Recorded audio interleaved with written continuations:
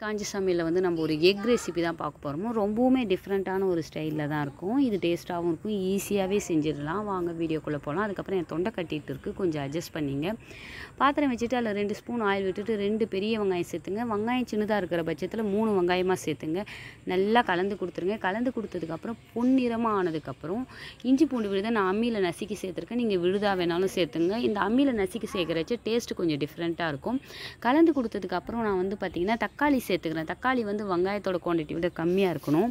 எப்போவுமே வெங்காயத்தோட குவான்டிட்டி விட தக்காளி கம்மியாக இருக்கிற பட்சத்தில் டேஸ்ட்டு கொஞ்சம் அதிகமாக இருக்கும்.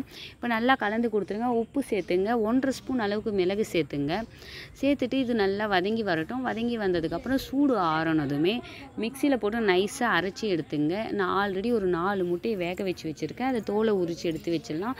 சின்னதாக அதில் ஒரு கீரில் போட்டு வச்சுக்கலாம் முட்டையில். அப்போ தான் நம்ம அரைச்சி வச்ச மசாலா அது கூட மிக்ஸ் ஆகும். இப்போ வந்து பார்த்திங்கன்னா நம்ம இதை நல்லா நைஸாக மிக்சியில் அரைச்சி வச்சுக்கலாம். அதுக்கப்புறம் அதே பாத்திரத்தில் வச்சு ஒரு 1.5 ஸ்பூன் அளவுக்கு ஆயில் விட்டுட்டு எண்ணெய் கடுகு சேர்த்துக்கலாம். எண்ணெய் கடுகு பொரிஞ்சு வந்ததுமே அதுலேயே 1/4 ஸ்பூன் மஞ்சள் தூள் அண்ட் 1/4 ஸ்பூன் மிளகாய்த்தூள், தனி மிளகாய்த்தூள் சேர்த்துங்க. கருவேப்பிலை போட்டுருங்க. அரைச்சி வச்ச விழுதையும் மிக்ஸ் பண்ணிங்க. நல்லா கலந்து கொடுத்துருங்க. 1 நிமிஷம் அளவுக்கு இது கொதிக்கட்டும். அதுக்கப்புறம் வேக வச்ச முட்டையை கீறி விட்டு இது கூட சேர்த்துக்கலாம். அந்த மிக்சியில் அரைச்சோம் இல்லையா, அதில் கொஞ்சோண்டு தண்ணி விட்டு சேர்த்துங்க. ரொம்பலாம் தண்ணி விட வேணாம், நம்ம கிரேவியாக செய்ய போகிறோம் இல்லையா.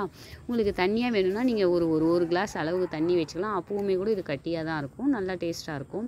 முட்டையை சேர்த்துட்டு ஒரு 4 நிமிஷம் அளவுக்கு சிம்மில் வச்சுடுங்க. முட்டையை சேர்க்குறப்பவே கொத்தமல்லி சேர்த்துங்க. கொத்தமல்லி சேர்த்துட்டு மூடி வச்சுருங்க. இது ஒரு 4 நிமிஷம் சிம்மில் வச்சு விட்டிங்கன்னா நல்லா வதங்கி வரும். இதனோட டேஸ்ட் வந்து ரொம்பவுமே சூப்பராக இருக்கும். இட்லி, தோசை, சப்பாத்தி எல்லாத்துக்குமே தொட்டுக்கலாம். நான் எப்பவும் சொல்கிற போல் தான் கொஞ்சம் தண்ணி எக்ஸ்ட்ரா வச்சிங்கன்னா இட்லி தோசைக்கு இன்னும் கூட நல்லாவே தொட்டுக்கலாம். சப்பாத்தி சாதம்ன்றதுனால கொஞ்சம் கிரேவி டைப்பில் வைக்கிறோம். இதை ட்ரை பண்ணி பார்த்துட்டு எப்படி இருக்குன்னு சொல்லுங்கள். ரொம்பவுமே ஈஸியான ரெசிபி தான். இப்போ வந்து 4 நிமிஷம் ஆகிடுச்சு. ஸோ நமக்கு தேவையான கிரேவியும் ரெடி ஆகிடுச்சு. பசங்களும் இது போல் செஞ்சு கொடுத்திங்கன்னா ரொம்பவுமே விரும்பி சாப்பிடுவாங்க. அண்ட் தேங்க்யூ ஃபார் வாட்சிங்.